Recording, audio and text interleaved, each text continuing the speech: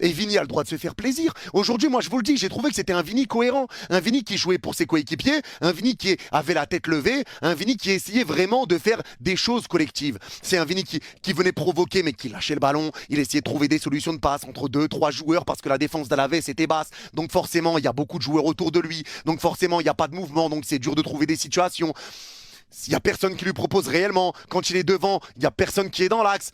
Personne qui est dans la surface. Donc forcément, Vini doit essayer de faire des différences un peu seul. Et aujourd'hui, j'ai trouvé que c'était un Vini collectif. Des petites talonnades en une touche de balle, du jeu en une touche de balle, des bonnes combinaisons, des appels. Il conserve le ballon, il attend que ça dédouble et il lance la profondeur. Aujourd'hui, moi, j'ai trouvé que c'était un Vini cohérent. Un Vini qui jouait collectivement. Mais une fois, il a fait un raid solitaire.